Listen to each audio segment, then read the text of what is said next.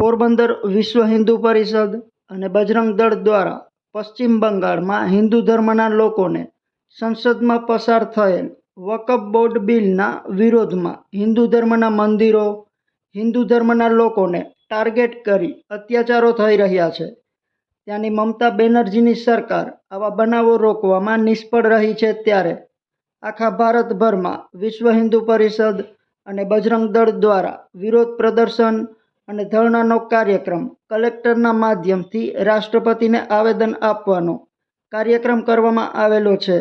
ત્યારે પશ્ચિમ બંગાળમાં રાષ્ટ્રપતિ શાસન લાદવામાં આવે અને હિન્દુ ધર્મના લોકો પર અત્યાચાર કરનાર લોકોને કડકમાં કડક સજા આપવામાં આવે તેવી માંગ સાથે મોટી સંખ્યામાં પોરબંદર વિશ્વ હિન્દુ પરિષદ અને બજરંગ દળના કાર્યકર્તાઓ ઉપસ્થિત રહી આવેદન આપવામાં આવ્યું હતું.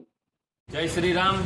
વિશ્વ હિન્દુ પરિષદ બજરંગ દળ પોરબંદર જિલ્લા માતૃશક્તિ અને દુર્ગાવાહિની સાથે અમે આવેદન દેવા માટે કલેક્ટર ઓફિસે આવ્યા છીએ કે પશ્ચિમ બંગાળની અંદર આ વિધર્મીઓ દ્વારા જે વકફ બોર્ડના કાયદાનો વિરોધ કરે છે, તો એના જે વિરોધ કરે છે એ વિરોધની અંદર હિન્દુ સમાજને અને હિન્દુ સમાજના ભાઈઓ અને બહેનોને એ હેરાન પરેશાન કરે છે, એની ઉપર અત્યાચારો કરે છે. તો એના વિરોધમાં એ અમે માનનીય કલેક્ટર સાહેબને એ આવેદન દેવા માટે આવ્યા છીએ.